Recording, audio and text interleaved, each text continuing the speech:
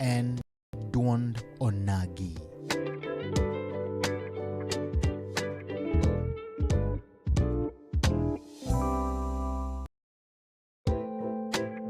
Ma en duond onagi.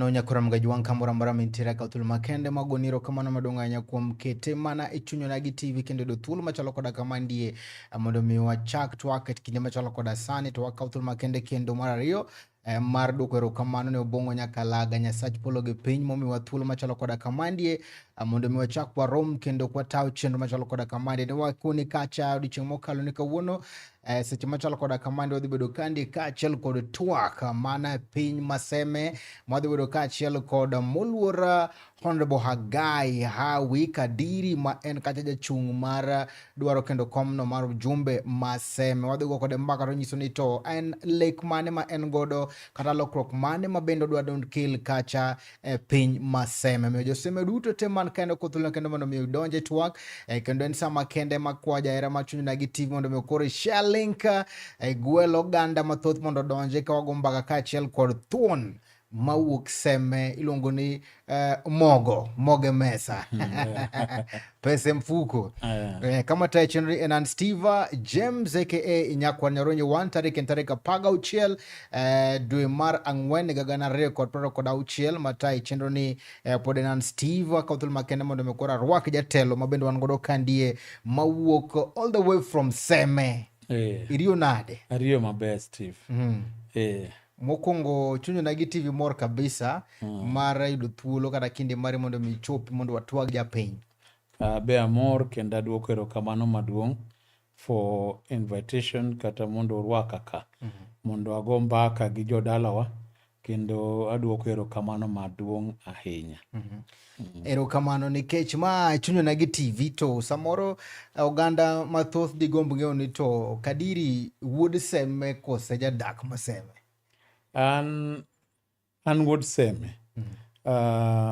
onyuola seme to gika mang'eny be including gika te atimo seme ai seme kamilo ni Kadero sub location to North Seme ward kanye kuma sebede kendo gik mang'eny watimo e seme kanyo kanye kuma dala na nitie yes erokamano wacho ni joseme thoth gi gin professors joseme moski joseme joma tiyo matek joseme joma riek joseme joma nigi resilience joma kowuok ni timo gimoro to dhi adhiya kendo timo gi chunygi te koro bugego professors be ng'eny wan gi professors mang'eny e seme mosetimo gik mabeyo mang'eny but besides professors be wan be gi other professionals mang'eny e seme ting'eyo ni kamiluongo ni Kadero to king'iyo historia maseme kanye kuma be ja science maduong' ahinya noae maniluongo ni Migele iluongo ni Migele koro wan gi gik mang'eny kiwe wach professor to kata mana ujuzi moko mang'eny including being able to timo gik moko gi kata skills mag carpentry skills mag masonry welding all that anitie ahinya seme to wacho ni ene wantie gi jatelo maduong' kanyo kendo historia nitie ma jaduong' maniluongo ni Migele mane en daktari maduong' ahinya erokamano to in lony mari en mane an am an advocate of the High Court of Kenya an okil mar High Court lakini kiweyo kata bedo okil Nyasaye osemiya ting' maduong' ahinya mar tiyo be gi nyithindo otiyo e organization miluongo ni Streams of Hope Foundation to organization ni wan gi nyithindo mang'eny ma wase sponsor wasepuonjo nyithindo koa from playgroup up to secondary school up to colleges to mano en tich ma waduoko ne Nyasaye erokamano iseme wase sponsor nyithindo mang'eny mosedhi from form 1 to form 4 mok chul kata siling achiel wasebedo gi program kendo wan gi school e Bondo miluongo ni Steve Boy Technical Institute mano school ma iluongo ni the school of second chance ni kata ng'ama ok otieko form 4 nyalo dok e school bo team tailoring bo team masonry or team carpentry we also have accounting which is a professional course manitie kanyo to most of gigi watimo mondo aduok back ne society kendo wami jo a chance kisomo muma nitie kama muma wacho that before too long the hairs of Samson began to grow again Ni kata bed ni Samson Delilah nogo piny, kata bed ni Samson nogol wengene, to podi ye wiye notikendo. Kore mawacho ne especially young people ni ok mata kama intie kawuono. Wanwa believe ni wanyalo chopo lekwa, wanyalo timo gima wagombo timo e ngima. Koro mano e gima timo sani, to kiweyo weche somo ma apimo ni, to be wan gi programs ma watimo e Seme and other places. For example, across Seme constituency wakunye pi. Wasekunyo pige mang'eny ahinya. Wasekunyo pi all the way place miluongo ni Ngulu. Wasekunyo pi place miluongo ni Ochara on the far end, Papkonam, Oruga, Rabongi, Kombewa, Keukudo, Nduru Kadero, Kachandri, Kamulo ni Kachandri. Wasekunyo pi Nyawanga Primary School. Wasetimo mago in very many schools. Samo weni Nyoro ne watieko rehabilitation mar pi e skundwa milongo ni Nduta mani e North Seme. The other week watieko kendo extension of pipeline water e school milongo ni Nyawanga. And mae wasebedo ko atimo across the constituency nikech wang'eyo ni pi e ngima. To kawuono wan kode ni wan gi program gokinyi ma watimo gi mine, to watimo gi Golden Age, mago bi mine madongo, gi mine matindo be seche moko watimogo mag restoring hope, miyo gi support, konyo gi e table banking businesses magitimo. Koro mago widely are the programs matimo, to kakipenjo ni profession na, to I'm an advocate of the High Court of Kenya. Erokamano, manyiso ni joseme ong'eyi. Joseme ong'eya. Joseme wasebedo go close, kendo wasetimo kodgi programs mang'eny. Nitie mang'eny ma pod pok akwano ka. Nikech wasebedo involved gi joseme e youth empowerment. Kidhi across Seme iboyudo ni most of the uniforms ma vijana tugo go mipira gin uniforms ma achiwo negi. Balls wasechiwo negi, wasetemo loso teams go, supporting them mondo gi grow kendo gi sud mbele. So in terms of empowering vijana, gitero programs wa majo matindo dhi mbele. Wasetimo mano kendo Nyasaye osemiwa ng'wono malach. E kanisni, wan gi kanisa miluongo ni riwruok ma kanisni miluongo ni Seme Interfaith. Mano chako kendo motegno ndalo corona. Ndalo corona go, kanolor kanisni, to ne wachako tiyo kodgi motegno.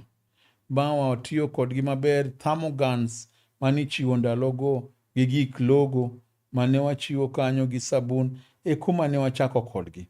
Later ne gibedo registered as a group mar jodolo kendo joma tiyo ne Nyasaye, pastors across Seme.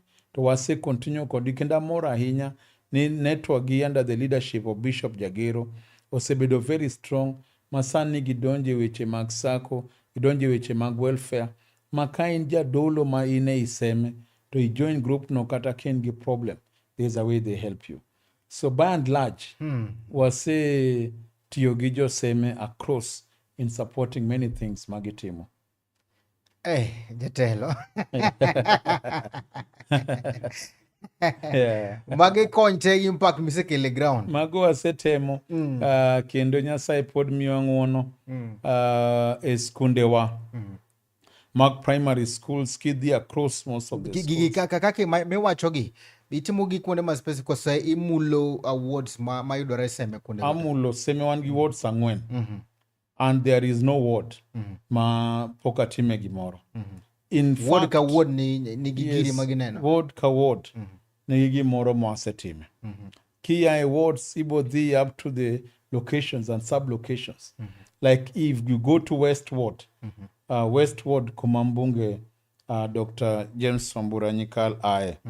Ibo yudo ka West Ward kanyo akunyo pi Ochara, akunyo pi Mwalo Papkonam, akunyo pi e school milongo ni Jonyo, aloso pi kamoro milongo ni Alwala, waloso program moro kamoro miloso kolongo ni Opande, wa support uniforms gi mipiche gi other things across. So wasetimo gigi across the constituency. Okamoro achiel. To impact ni osebedo across the constituency. To ing'e ni owadwa Steve, pok ayudo kom. To okay. Bende gesa nesega temo laro. aselare kom naselaro babe jopiny omiya tang'o mano timre donge gikwa gi kaka dhi 2017 ilaro alaro kom mar bunge gi chama mane? ODM Orange Democratic Movement. And I'm member, life member mar Orange Democratic Movement. And kendo moluor kendo mosenindo baba wa Raila Amolo Odinga en ng'ama siasa ne nahero kendo braveness mare, vision mare, mission mare, widening of the democratic space gikonyo jowa nahero ahinya. Koro I was within that party. Koro no manyo kom mar seme in 2017. Bo alaro kom mar seme kabisa across the ng'wech ne ber kata ka ning'iyo pimo ineno ni gini mogo semana kao gini ne ber koro kane wadhi kamoro ni Ndiru koro ikwano ombulu kidonje hall joma ni kanyo jo Agai Kadiri lilo mbunge ni kanyo to joge mana neno kanyo ne nok to result biro to kaka result no biro kaka result no bedeko clan and the results mag seme ma 2017 were never announced in seme wane wawinjo mana kiny ne ni ya jaduong' mbunge ni emo omigini koro ne wacho ni oyo gilando noyombi gadi gilando ni noyombo gi apani kura 5,000 kanyo I don't even nikech ne en kura moko machane ok en gima inyalo wacho ahinya koro wacho ni oyo inyalo bedo seche moko ni Nyasaye ogwedhi kata gi nyathi to hawi marach nyathi dhi tikendo kadoka kwan the word noyomba is not correct. Nomination. The word ni let us say ni ok nakao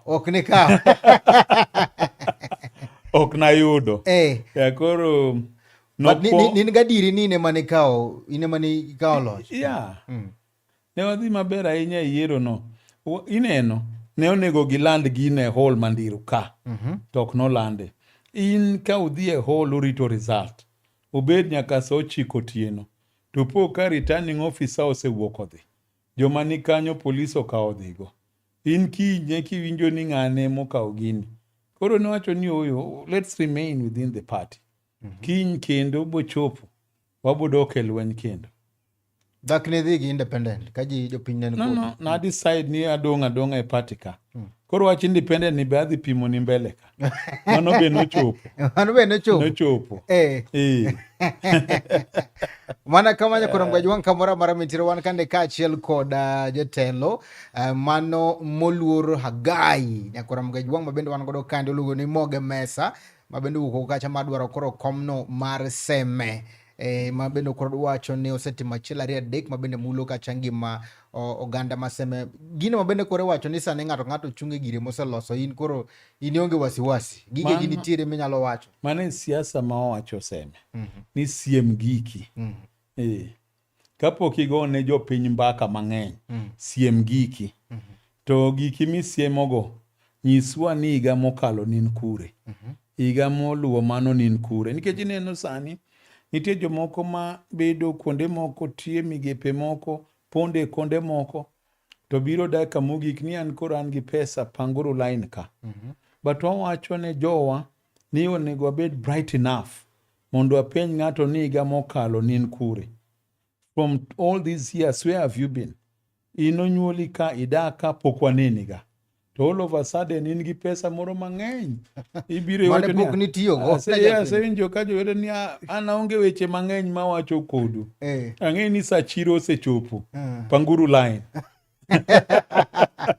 mane kako ko campaign joma onge values but joma nigi values must be able to point out ni kaendi natimo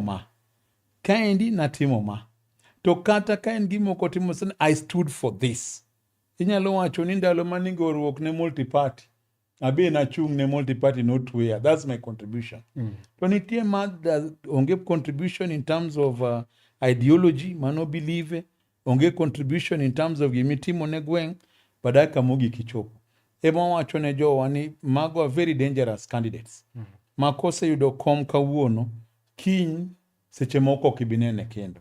To kata kinene, to penjri ane ni investment mane ma ng'ato timo kawuono mondo oyud kom higa mabiro. Keti ikawo dero moting'o CDF, ikawo dero moting'o Uwezo Fund, ikawo dero moting'o giku te mar constituency, omiyo ng'ama kata kite ok ong'eyo.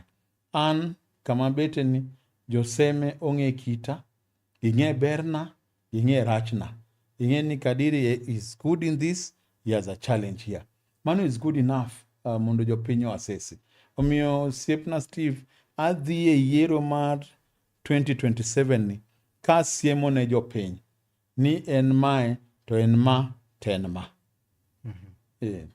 Nyithindo mane wamiyo revision books, geometrical sets, gik mane gikonyrego e skunde wa maseme, some of them sani ni university. The ones mane wamiyo before election in between 2013 2017, some of them are in the universities.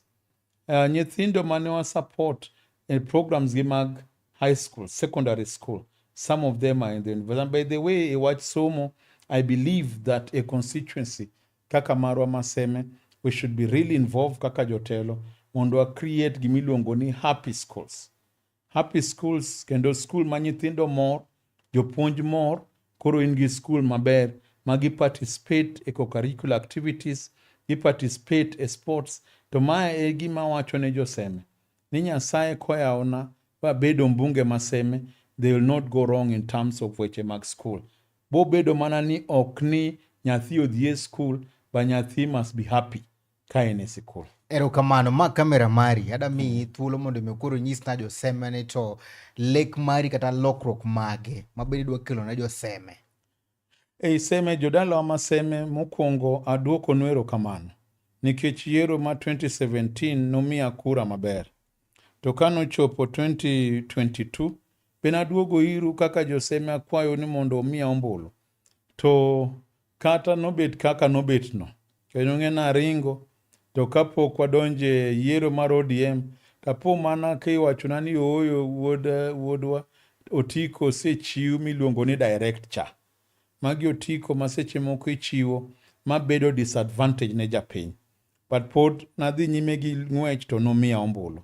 Koro akwayo support ma jodalawa. Vision mara mokwongo ene wach pi. Ni wabo chopo kamoro e seme ka. Mwabo bedo gi piped water. To ase demonstrate wach pi maler ahinya. Ikuonde te mwase kunye pi, mwase time pipeline extensions, gik mwase timo ne jowa. An gi vision maduong' ahinya e weche mag somo. Weche mag somo kaka wacho ni wabo create a program ma jopuonje maseme across the constituency. Ka wachako ECD, ka wabiro e primary, to ng'ato bo nyisa ni oyo iwacho ECD to ECD is devolved. To an abo duoke ni as a leader, nyaka ing'i kaka ikonyo jou across the spectrum, which includes tiyo maber gi MCS moyier, gi county government moyier to help our people. Pi be ng'ato bo wacho na ni water is devolved, but I'll give you the same answer. Ni leader ok beda kamoro ni rito gik moko, ten jadwar, donje bungu, to manyo mwanda, to kelo ne jodala to chiemo. Mana asetimo kendo wabo dhi nyime timo. We are going to have schools ma wabo motivate our teachers. Wabo bedo gi programs gi jopuonjewa that makes them deliver even better results. Mondo seme obed malo e weche mag somo. A road network. Nitie seche moko kiringo e seme, ibo neno ka nderni richo kabisa. Kiwuok Kombewa ni idwa dhi kata Bodi, idhi for a very long time, kama ndara kolosa maber to you are there. Nitie ndara ma holo kae, kalo Miranga, dhi malo nyaka Western. Ndara ni poko lost for all this time. Wan gi nderni mang'eyo, even connection ma wantie go between Kombewa and Maseno, en gima nochak many years back. Koro in terms of roads network, ang'eyo ni ka waloso nderni wa maber e seme, to wabo dak maber. To nitie jonam, nitie jomanie beaches, Nyasaye ogwedhowa omiwa nam, emomiyo iluongo wa joluo ni River Lake Nilotes. Mano be will work very closely with people in the beaches to empower them. mondo a make sure ni wago ohala maber manyalo konyo jowa. To gimoro achiel ma wache wat secondary ka. A secondary schools program wa mabiro go ka loch maseme, and this no wacho kata ndalo campaign ni wabo wae gimoro ni nyaka isa ng'ato eka yud basari, ni nyaka iwuoth masol ma woche rumo ni dhi ofis mbunge pile mondo yud basari. Wan gi examples of programs in Nyandoka, wan gi examples of programs in Bondoka, wan gi examples of programs Kiharu, Kadindi, Ndindi, Nyoro. Magi joma will check and look at what they are doing. Mondo wach ni janyuol nyalo golo kata 1,000 kende to nyathi somo throughout the year, especially our day secondary schools. We are going to empower them. Rach na ahinya ka kalo gokinyi tang'iyo aneno ka nyithindo makit mikae nie ndara oor gi fees. Kichopo Kombewa tiyudo nyithi diemo nie ndara oor gi fees. Kichopo Kolenyo ineno nyithi bonde oor gi mondo gimany fees. We have to kill this thing mondo nyithi obede school mondo gisom maber. So we are going to transform the constituency. Seche moko ibet kanyo kaka jadala watidnya wachona ni oyo ng'ani oseti ahinya. Kiparo ni mbunge masani oseti ahinya, akwai ni bae game matin mondo ine kaka nderni yom kendo the late Jakoyo and the leadership makanyo ose transform mano. There is no additional tamak. Kiweyo tamak mar Maseno Kombewa ni to medhi nyaka Kalandini mose time iseme, except manyocho tim gi county ma namba kapio kadhi mwalo nyaka Asat kocha. So wadhi transform weche ndara, wadhi loso weche pi, wadhi loso weche security maseme, because security is also under Luet ma MP, and loso wach security is not only ng'iyo ni chief gi assistant chiefs odak maber.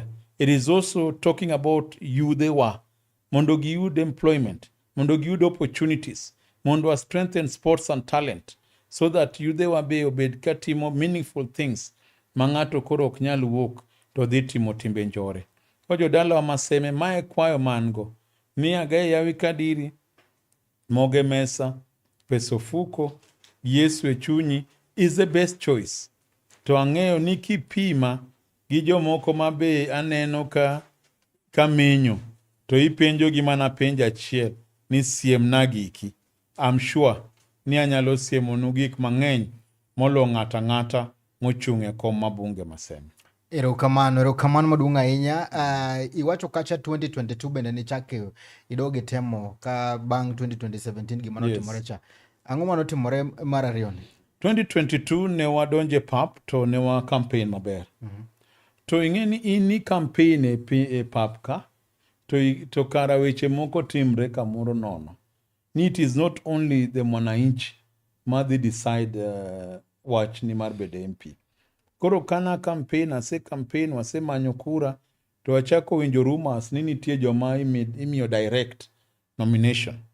To awinjo ni ayudo news chieng' moro kane papa campaign to ayudo wach asechulo pes nomination, asetimo gik moko tema party dwaro. To ayudo wach ni mbunge maseme osemi direct nomination, which is mano kisechulo. Mana asechulo. Irito michulo mitieko. Ichulo itieko iringa across the constituency. Kendi campaign to kata mana attempt, and that is where the party beseche moko timo gik ma ok ber. Because kata ka we make a decision ni wadwaro go through the direct nomination, all of us, one members mag party, we deserve a hearing. Ni okay, waparo kama seme because of 1, 2, 3. But ma en situation ma ng'amoluongi bo wacho ni gimoro kaka mano onge. Because the party is dominant. Koro ng'eni kose mi party. Inipo mana no ose ng'ad wach. Yes. Ine mudho. Ine mudho. To timbre ne joma ng'eny. Kana check across, awinjo siepena moko. Most of them ni ng'ani ochiwne direct. Ng'ani ochiwne direct. My affect many politicians e yo mok ber ahinya. Nikech chunyi gi pachi ni e party. Ihero Raila Amolo Odinga at that time when he was still alive. Sani tihero leadership mar party. To ineno kamano itimo, it was not good. Koro na wacho ni 2017 notimre kama. Koro 2022 ni botimre kama. We akaw independent ni atemgo. Tunakaw party mar independent aringo go e pap. Amenyo, kaka inyalo menyo, to I ended up getting kura manayudo. And of course, at that time, enitie weche mag 6 piece, enitie weche mag Baba gi joge, enitie weche mag Baba the fifth. Koro nen siasa mokyot ahinya. Neno ko gochni dhi ketne Raila. Joseme nomiya kura 15,000 gi gimoro. To mbunge oyudo 20 gi gimoro. It's a clear demonstration. Ni kura manoyombago gin mana kuch ODM. Lakini one on one Agai Kadiri versus James Wambura Nyikal to nayombe ayomba. Moko gi gin kura moko koro mag Baba ma nomede wiye ka. Nitiere jogo moero Moge Mesa. Mano mheshimiwa Kadiri. Yes. Agai to giwacho ni to party mabende samoro koro ineno ka bende maira tichni. Dakika o chama moro mondo dhi ringo. Ing'eyo ni party dakilok patan. An chunya emomiyo nabiro gi independent at that time. To independent no bene mana gima kaw for that time. Nikech chunya gi pacha ni e chama ka. Chunya gi pacha ok no dhi e chama moro. Kata sani ma wan gi chama wa mar ODM. Lamo ma wan go maduong' any we are going to go through a free and fair nomination process. Nikech kata e siasa ka idwaro ni bed gi joma like-minded. Idwaro ni bed gi joma understand aspirations. Joma understand maber, joma ahero maber, joma neno ni tiyo maber, gine Orange Democratic Movement ka. Koro okwanyal ringo ni wadhi e party moro. Kaendie mwabete, kaendie mwagwere, kaendie mwayware, kaendie mwalame, mondo finally wadhi e process ma clear. Mondo Agai Kadiri obed mbunge maseme. To kata ka bedi ni ODM machama maero ni. Be oero Dr. James Wambura Nyikal ahinya. Koro osebedo higni 15. Koro ibi wacho ni oyo, wang' ni koro walok. Nyocha nyise ni nitie wer moro ma nadwa nokaw mondo be weroga samoyweyo kende. Ka dhi e kanisa winjo ni ka giwero ni miya yudo nying manyien. Kara Yesu iber. Mondo Agai Kadiri oyud nying manyien mar mibunge. En bo manye nying manyien kamoro. Ero kamano makimana gi kanyo wadhi e break matino to magwala kang wadu kacho koro mgaj wang' to Agai Kadiri dhi nyiso wane to podo dhi chung gi duond bura ma ODM kose plan B mare chalo nade. Mede mana kete chunyo nagi TV wadugo bang' sama chuo. Ero kamano. Ma en duond onagi.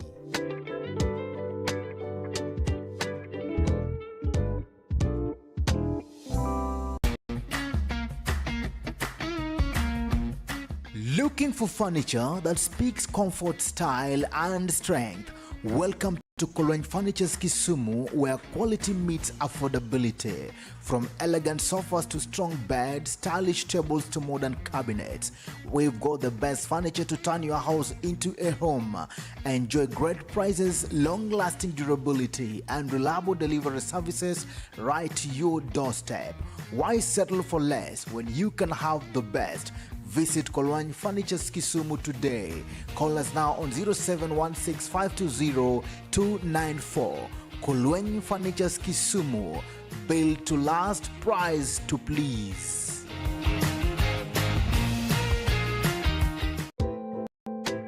Ma and Duond Onagi.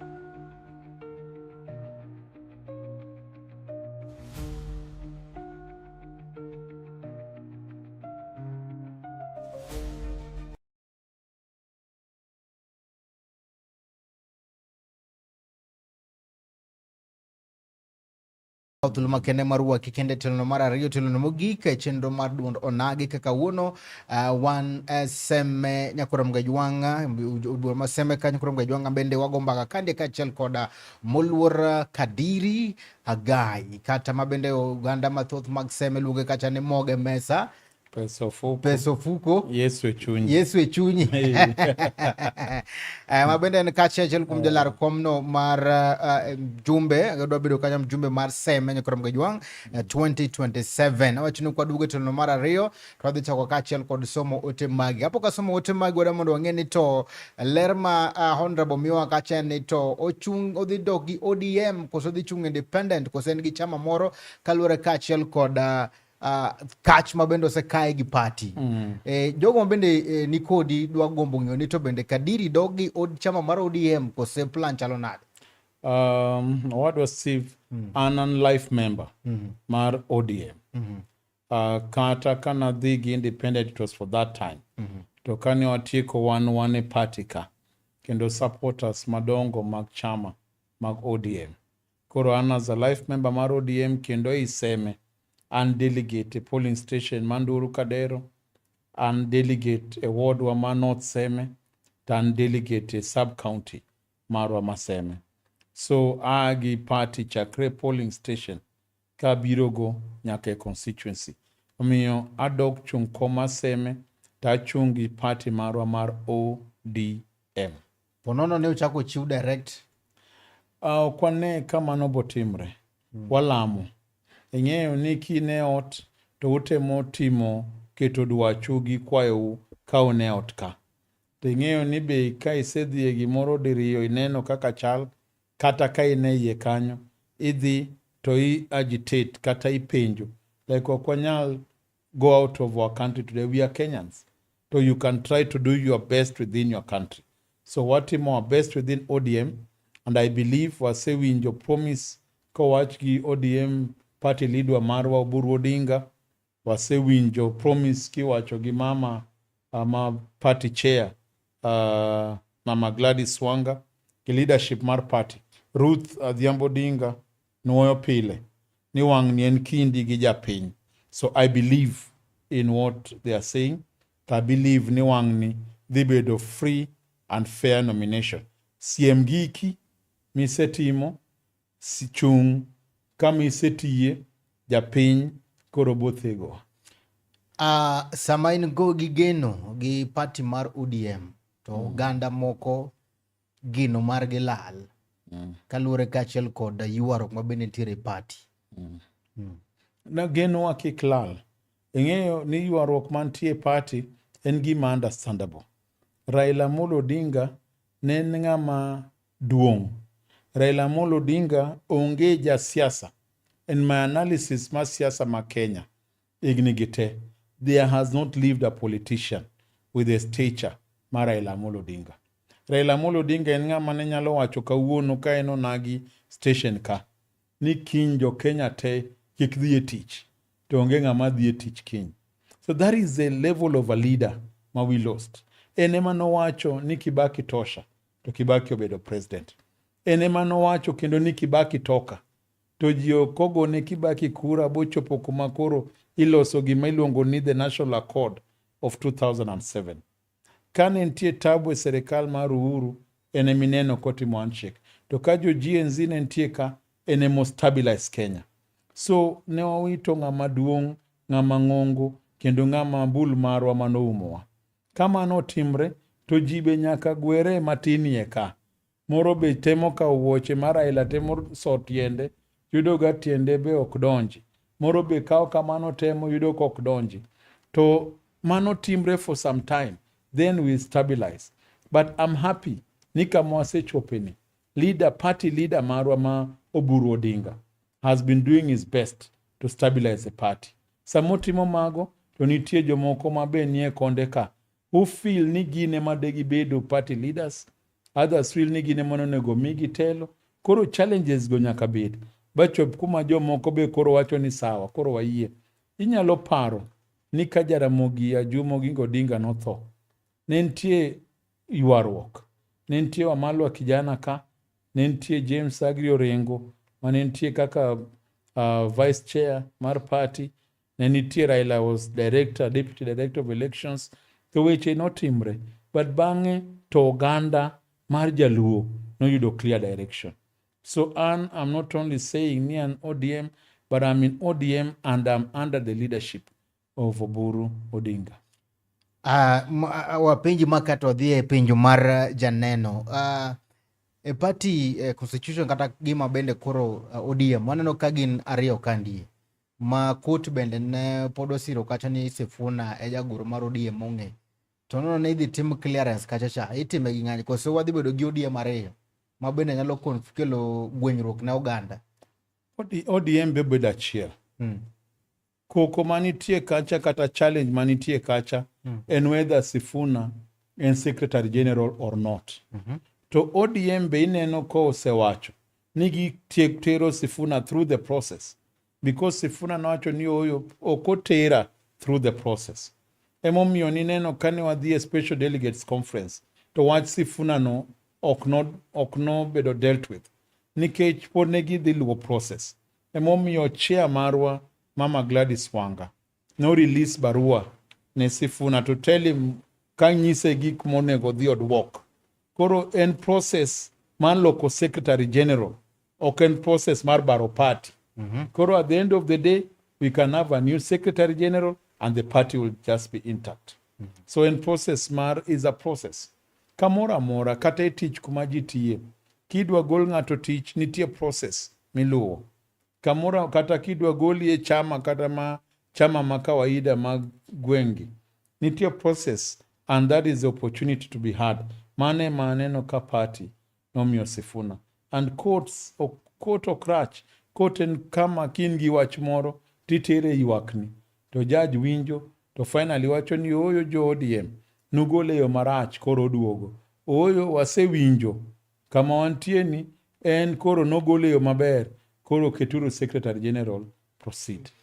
Kose en tugo moro ma ODM okelo ne japiny mondo mi umak piny maber koni gi kocha. Gima ukele public ne ukwinjo lakini gi piny kato ODM winjore. Onyalo chalo game moro ka. Asewinjo versions go. Tano kanya wacho ni ang'eyo ni en game. Nikech aonge facts go. Ni en game. Gima nyalo wacho ni ang'eyo ni finally ginyalo winjre. Finally ginyalo winjre. That I believe can happen. Magi bedi gi moro achiel. Yes. Jomose tiyo together for many years. Anyalo koso ni kawuono tabira nyisi ni wadwa ng'wona nadhi marach. Wadhi mbele gi wuoth. To ji dhi adhiya mbele gi wuoth. So it is possible ni issues gi nyalo bedo thrashed ba ji winjre ba ji dhi mbele. It is also possible ni nyalo bedo a situation ma ji ok owinjre. Ma ji decide ni okay, koro ok wawinjre, koro anadhi koni tibe idhi koni, but lamo mango to lamo ma jo nigo en ni oganda Luo obed ni en gimoro achiel. Kech ka wadhi e lweny kaka oganda Luo, kokwan gimoro achiel, to kaka wanyalo bargain, kaka wanyalo kawo gikwa wakel dala, nyalo bedo matek ahinya. To wadwaro ni wabed gi a good percentage of the government ka wadonje serikal. Iwinjo ka jatendo Oburu wacho ni tunataka power. Ni either wadhi wakawo power ni kendwa, kose wadhi e power ni ka wariwre gi jomoko. But power to wabede iye. Okinya bedo kamoro ni mor ni an wuod ng'ane agombo bede opposition. Igombo bede opposition to ilaro telo for what purpose? Maki wacho no konyalre tiende ni ODM nyalo barre mamacha bende ODM A ODM B. To okwalam Malos party. Okwalam mano mondo tim. To nyalo bedo. Nyalo bedo onge gima ok nyalre. Neno wan gi historia marwa 1992. Ka Jaramogi ne dhi kawo gino to Matiba kochopo to ni Ford Asili be nitie. Koro Ford olokre Ford Kenya Ford Asili. To wan gi historia no ni Kibaki mane wacho ni you cannot cut a mugumo tree with a razor blade. Ni okinyal golo KANU e telo. Obe obiro gi Democratic Party. Baji odhi adhiya yiero parties gite. Koro Moi ochung', Matiba ochung', Kibaki ochung', Jaramogi ochung'. That's why akwayo leaders akwayo our leaders ni let us learn from history. Let us learn from history. Nitie kuonde mosechopo machiegni manyaka wachiegni kawo gimoro to weche moko mang'eny biro. akwayo joma ni e linda mwananchi, joma ni e linda ground as our leaders, that we can actually chopo kama wabire together to wabedo gi one voice kaka oganda Luo. Achiel marwa mar oganda Luo emosemiwa teko higni gi te. Emosemiwa teko under Raila Amolo Odinga. Ka wan divided ahinya kaka oganda Luo, it can be difficult. To walamo Nyasaye ni wabed achiel under our leader Oburu Odinga, and we put together all our interest behind him mondo wane ka wadhi loka chayo maber. Erokamano we kura kane pach ja neno machunyo nagi TV kandi wan kande kachel kod Sanza Hain wacho ni chunyo nagi. Erokamano wan gi Velo Binya kwara Johnny wacho ni hon kadiri jatelo mose timo dongruok manenore seme mangima 2027 Joseme will vote for him as their MP. Erokamano. #Kadiri Shuabet. Erokamano. Wan gi Geno Odhiambo Mako Odhiambo wacho ni mano is the next MP for Seme. Erokamano. Wan gi Vincent Osungu wacho ni musna jatelo mano wuod Luo machunye ler pi soko. Erokamano. Wan gi Edwin Gor wacho ni mano en adier, we suffered that fate together, you have chance in 2027 wuod Nyasembo. Erokamano. Erokamano Edwin. Inge Edwin Gor. Ang'e maber. Edwin Gor akombewa. En japuonj ma duong' ahinya. Chula Imbo Boys. Yes. Owacho ni embe nitie kaka party notimo ne gimoro kacha. Obe noneno mano. To koro ka wadhi mbele kwa tieko na ODM bende biro kande kachel kod weche mag zoning. ODM ma bende koro tele go buru kandie ma wacho ni ODM eni Belinda ground bende nitiere pogruok magwenyore kande mudore kachel kod zoning. Oganda moko wacho ni zoning onego tim, jomoko wacho ni jopiny oyier ng'ama gidwaro. Well, watch zoning. Nitie joma wacho ni zoning ok onego tim. To nitie joma wacho ni zoning onego tim. Gima duong' ahinya mokwongo nyaka ing'i gini in two different angles. Ango mokwongo en interest mar japiny ni odhi yiero ng'ama chal nade. An tawacho ni zoning ber kotim. To itimo zoning ni and the party omi jopiny opportunity ma choosing the best candidate. Then was zone, and the reasoning for zoning en ma. En nikech wan ne riwruok achiel gi chama mar UDA. Ok wanya wacho ni riwruoknwa obed mana e presidency kende. Nyaka wawach ni ka wariwre ere need marwa mar goruok piny ka. So you either zone or you go together in one nomination. Ma utimo together gi jo UDA go. Ma uwinjre ni okay, ka ng'ama okawo kaendi to en ng'a so and so from ODM. So, but okunyal wacho, if you go election, ja UDA ochung, ja ODM ochung gi chama moko.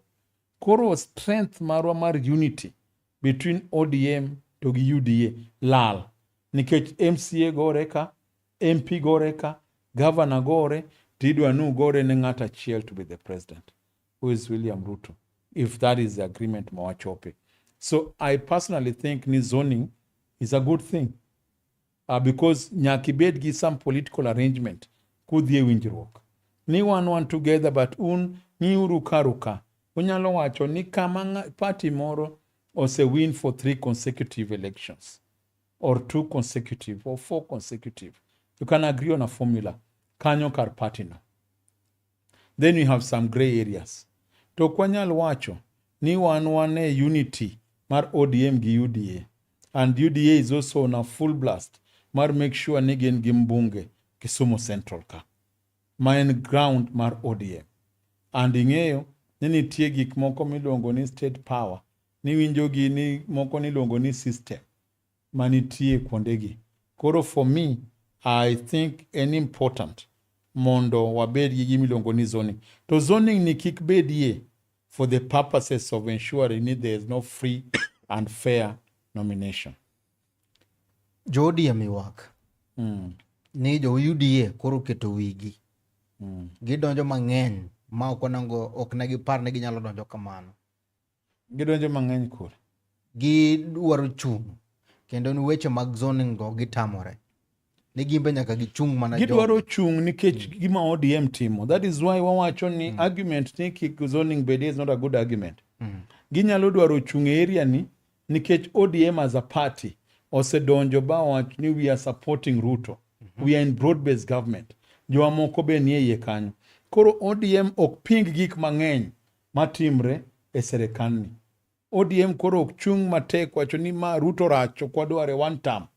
Koro ka jowa osebedo ni ok wach one term, to bedo ni ok wach kata ka ok giwach two term, to gigo Ruto ahinya. Miye some space within Luo Nyanza. Koro kose yudo space no, and UDA yudo space no, they should not use that space. Nyono jo ODM manitie ka.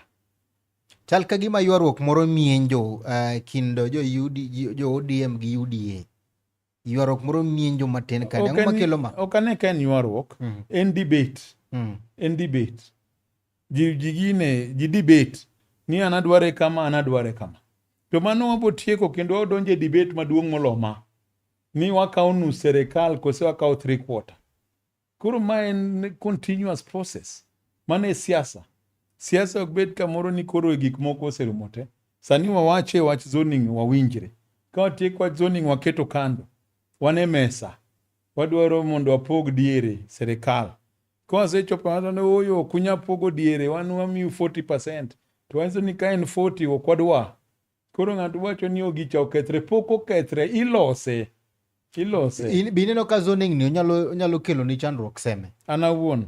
Emomiyo wacho ni there should be zoning and then we should have what we call free and fair nomination within ODM. To seme kata ka zoning no kotim. I don't see ya UDA mora kacha. Onge UDA manyathagi kanyo. Kacha party ODM is dominant. Anabe asetiyo gi jopiny for a long time. Ma kitich ma asetiyo gi kaka siemo. Keti ka otiko mar party bimiya. Ono donga tieko ng'wej no chon. Kacha seme onge UDA. Apoka neno kata office gi. Gionge kacha. But nitie gimiluongo ni nuisance value. Seche moko unyalo dhi e siasa ka, to nitie jomoko maringa elta skelta gionge ji, to giketho nusa. Koro joge macho ni wa clear, mondo koro ODM ringa clean, ni wan waketo ng'atwa ka, to wa campaign malo, mondo ka wadonjo be bunge kacha, wan gi what is called parliamentary strength. Ma kiwacho gimoro, to koro inyalo winji. Jotelo ok dwa we kombe. Mane momiyo japiny ok dwa weche mag zoning. Kech giwacho ni jogo madwaro mondo mi tim zoning gin jogo man gi kombe, to ka gidwa we kombe go nikech giluor ni japiny koro onge kodgi. Wanyisi Steve, kata ko tim zoning to party kata structures oketo joma ji ok dwa. Zoning otim mana e kind parties ma UDA to gi ODM. So it is upon the party to make sure we have popular candidates. To zoning ber because or reduce friction manyalo bedo between. Zoning does not mean, it means ni nitie areas miweyo ni magi mag ODM to maka mag UDA, to gray areas giwanyalo manyo wate, which is okay. Okinyal buma wacho e kitabu mar Amos chapter 3 verse 3 ni two cannot walk together unless they're in agreement. Onge need mar chako wuoth kapok uwinjre ni wan osiepe to basket na be idwaro ketho gi kony. It is not right. Koro zoning is good, but there is a rider. Ni let us have zoning, but we party or make sure ni we have free and fair nomination process. Yeah. Nyiswa mheshimiwa Nito, oganda mathoth mabende wacho ni koro ker ma piny Kenya osekelo lokruok chutho ne oganda Luo. Ma en adier? Mano moyego sirikende mamoko. Nitie gik mosetimre. In kaka inene. No, nitie gik mosetimre. To nitie gik ma be nyalo timre. But gima wadwaro en ni wabed gi more strength e serikal. Iseneno ni gik motimre gin gik momiwa. Gin gik momiwa niya, koro we are giving you this. But ka udhi e yiero together, to udhi gi strength, ni kata kombe mag cabinet magi emekwa. Ni kata kombe mag parastatos magi emekwa. Kata kombe magi emekwa. So, kama pok wachopo mabor ahinya, but waseyude gik moko. mok wanyalo wacho ni pok wayuto. As we speak kawuono, Minister mar Finance en John Mbadi, en jaluo. Minister mar Energy be jaluo. To ing'eyo ni Attorney General be kaluo ka. So nitie positions ma waseyudo. But wawacho ni mano ok oromo. Koro wadhi negotiations mondo ok en ni kamoro ni ogwelwa. En gima ji owinjre ni magi gikwa. Through that, then wabobedo gi more development, gi more changes matimre e society wa. Erokamano maduong' ahinya kuom Gajwang' kuom kete mana e chuny Onagi TV pod wan kande kaachiel kod Honorable Kadiri mabende wagogono mbaka kande kudre kaachiel kod wechego mag laro komno mar MP bedo mjumbe masemenyo kuom Gajwang'. Kawatieko to nitiere gino mabende omako kacha Opiyo Wandayi wechego mag mafuta mabende kweth mapingo sirikal dwani mondo mi okoro gwe tao. Mibadhi momake sector manage manyalo neno wachen gimo mati. Aseneno explanations mochiwo. It is sometimes true that nitie gik manyalo timre, sometimes with your knowledge, sometimes without your knowledge. But aneno ka Senate oseluonge, Parliament osepenje penjo, and there is a process mag jo madhibe otere court, madhi nyime gi court process. Gimanyalo wacho ni let's give it time. Mondo aneni process ni chopo kure. And then we can be able to talk about it. Kose bino tiyo gi ngero mane kero goyo cha marach. Ni tigiwi. Tigiwi. Kose bino tiyo kode ahinya. Wandayi kaka nene. Opiyo Wandayi kaka nene kaka sepime. Neno kong'ariek. Ok ane ka ng'ama nyalo bedo ni ok ne ti gi wiye. Osetiyo gi wiye maber so far. Antie gik mabeyo ma waseneno. But at this point, nikech case no is ongoing, the best thing mwanyalo wacho ni we wish him well. But wang'iyo mondo case no rum, mondo weche odhi maber. I'm not among joma join ni Wandayi onego wuok because onge gima wanyalo point out clearly at this time. Ni mae ma Wandayi otim. Yeah. To wudo ma PSM mondo mono bende koro imieno gi chilo mang'eny mabende koro oganda moko wacho mondo koro gwe tao ni. PS Raymond Omolo en ng'ama ng'eyo. En ng'ama ng'eyo. And kaka osebedo kogo siasa ne, aneno ka en ng'ama onge koko mang'eny mogoyo. But naneno pitch ni mang'eny. Mabe link ni en gi jogi and all those kind of things. Maybe investigations inyalo tim further. Ing'eni seche moko nikech en ja Kisumu ka. Inyalo go pitch ni moko ni oyo noneni gi jogi. Kaka sani koro onena kodi. To se moko timbe ni moko mag mudho kang'eyo wudma. Koro nyalo bedo because he's a Kisumu person. So we pray ni process no bedhi maber. But kik wabed very fast kaka oganda luo. Bedo jomokwongo wachoga ni ng'ane nyaka dhi dala. Because magi ma otimre. We wang'i allegations go. We give it time. But we pray ni mondo weche odhi maber and that Raymond be will continue to serve our people. Eyo makare okonywa mondo security obed maber.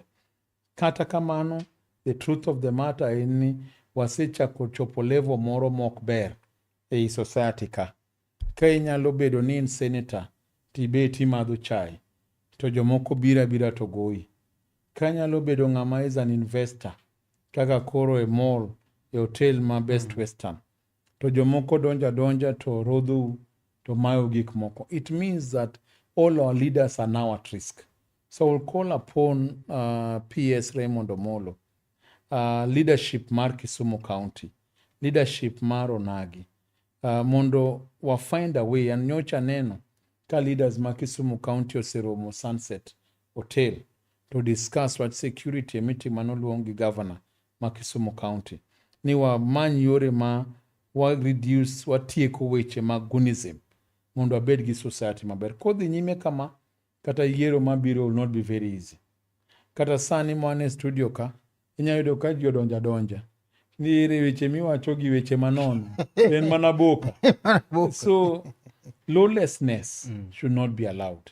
So mane gima nyalo kwayo PS Raymond Omolo, tanyalo kwayo governor marwa gi leadership marwa mar this country. Because the first thing that we do kawa yiero president and first role mare en miyowa security to ensure that there is peace, there is security, mawadak mayom, minyalo nindo maber, maonge gima thago chunyi. But kik wachop kamoro makata madho chachi moro koro tek nikech inyalo lawi. It is a bad situation. It is a bad situation. Okanya wacho ni we can link it to the PS right now, no. Gimanya lo wacho mana ni the PS to rise above kaka wuodwa manitie to riwre gi governor gi party leadership mondo gitiek problem mar kunism mantie. ODM chungo presidential candidate kose gidwaro ang'o? Up to now, an pok awinjo kama giwacho no gichunge presidential candidate. To pok awinjo kama oseland presidential candidate. Awinjo one day ka party leader wacho ni ene monya bedo presidential candidate. Koro wadhi e negotiation ni mondo ji owinjre. Ka ji owinjre to ODM nyalo wacho ni oyo wa support the current president. Ka ji ok owinjre to be youth leader dhi adhiya to chunga to be waluwa to wakaka power waduogo go dalaka. Tunataka power. Tunataka power. Erokamano maduong' ahinya kwatieko to wawachoga nikech ma en Chuny Onagi TV adundo jaluo, kama bende wagoyo mbaka kaka jonagi kaka utonagi mondo miyo bed gi moro achiel. In kaka achiel kuom thundi maseme kata jal mabende koro osebedo ka timo tije mopogore opogore, inyalo nyiso oganda luo na bende no ka oganda luo chimo kama kare koso no ka barruok ma bende dwa donjo e chama nikech ka chama barre to mano oganda luo ma barre. Bende no ka wan kaka oganda luo wan kama ber. No, wan kaka oganda luo ok anya wacho ni wan kama rach. Anyalo wacho ni wan e process. Wan e process kaka napimo alia ni party leader wa Nyasaye nokawo. Koro we pray ni process ni ema borumo piyo mondo oganda luo bed gi moro achiel. To ka winjo oganda luo right from Migori to Siaya to here, taneno ka generally joluo gin gi moro achiel. Pogre views ema nyalo bedo mopogre on particular things. To kaka nawacho alia, podako jotendwa ma jotend luo mondo dhi nyime bring the community together. Ok di expect ni baba ne nyatho to gik moko remain the same. Challenge ne nyaka bedi, but the time of solving them ema nyaka wa expedite, watim mapiyo mondo oganda obed kadhi mbele kang'iyo yiero ma 2027 kaka gimoro achiel. Wadhi e yiero mokwongo ka ma yiero mokwongo ma oganda dhiye kata piny Kenya dhiye ka onge Raila Amolo Odinga ma bende samoro kane choch ne nyalo bede kulo makura to ne mano nyalo chung' kacha mokwero oganda ni marach kata ma watamre. Ineno ka yiero ma 2027 ne en yiero machalo nade? En yiero man gi kwe kose en yiero manyalo kelo buok ne oganda mang'eny kabisa? Challenge maneno en wach ma wacho ni we need ni waneg wach mar gunism. Wach mar politicians keto vijana kata jomoko man gi pesa keto vijana ni ji gore ji yanyre mane monego tiek. Otherwise Raila Amolo Odinga is not there. Lakini Raila Amolo Odinga continues to live because nitie values manoketo kuomwa. Nitie leaders nacha. Nitie joma nowuotho kode higni gite. Maong'eyo ni if Raila Amolo Odinga was here today, this is what he would have done. So kata ka wadhi e yiero mabiro, aonge buok ahinya. Ang'eyo ni wan gi thuondi moromo e dala waka. Wan gi thuondi moromo e Kenya ka. Ma ka gimoro rach to nyalo wacho ni ma koro rach ok wakal ka.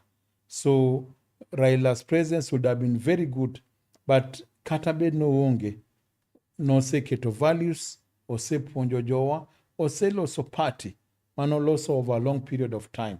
E jowa mabe nyago lweny. They may not do it as well as kaka Raila dotime, but they can do it to a good percentage. Murkomen ne wacho ni gin kacha gi special forces ma bende koro gi train mondo mi odhi odil gi crowd.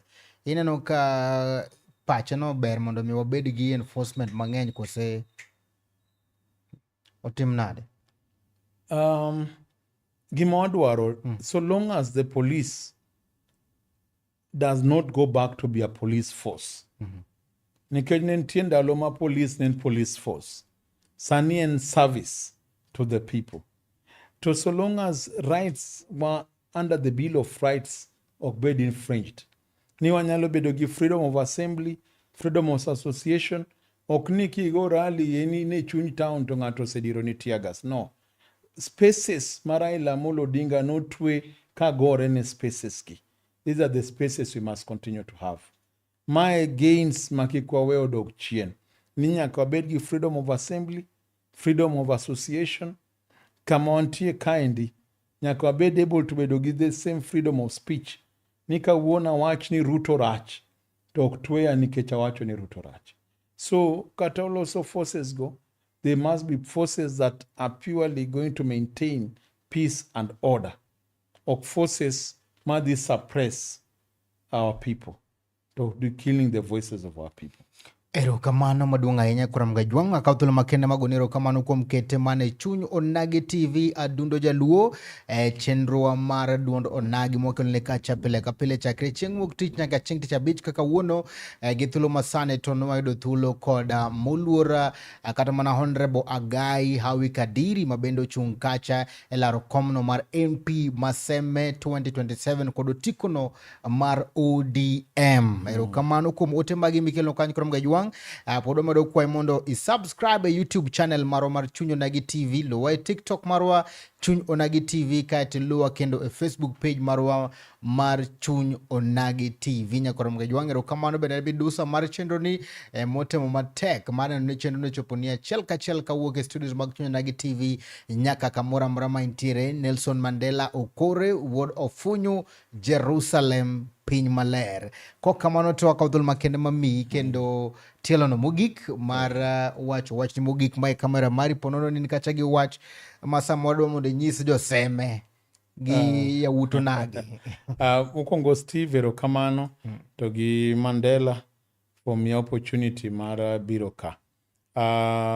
Ne joseme en mana kwayo ni wadhi e yiero kendo wabodonje campaign mbele ka to mondo wabed gi kwe mwasebedo go all the time.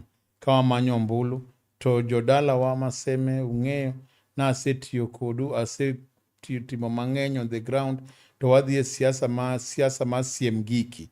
Kani gero ne chiliel ot siem. Kani kunyo pi siem. Kani chungi jo kanisa siem. Kionge gi gimi siemo to wene Agai Kadiri gini mos nikech mawang' ni to mare. To jodala wa ma Onagi achiel kawan gi moro achiel ka wanyalo gol weny e yo maber. Let us be together kendo abed gi moro achiel under leadership mar party leader marwa Jaduong' Oburu Odinga. Negi wacho ni kamiluokori okituoye. Okituoye. Idhi mbele. Miyo joseme uru kamano. Joseme jo maber. Wang' ni gin kodi. In gi geno. Awinjo gi. Aneno ka piny ber. Erokamano kwatieko wan ka gi Gen Odhiambo Mako Odhiambo Duncan wacho ni lawlessness is the least thing that should be tolerated. Yes. Kokamano Nyakorom Gajwang' akaw thuolo makende magoni erokamano maduong' ahinya kuom kete Chuny Onagi TV, medero Chuny Onagi TV, med lando wa Nyakorom Gajwang' bed achiel kuom jambetre mag Chuny Onagi TV. Ago erokamano maduong' ahinya. Nyinga en Steve James aka Nyakwar Nyaronyi Wan, Nyakwar Mkael Ogot Wanyende, uritu masane. Erokamano. Ma en duond Onagi.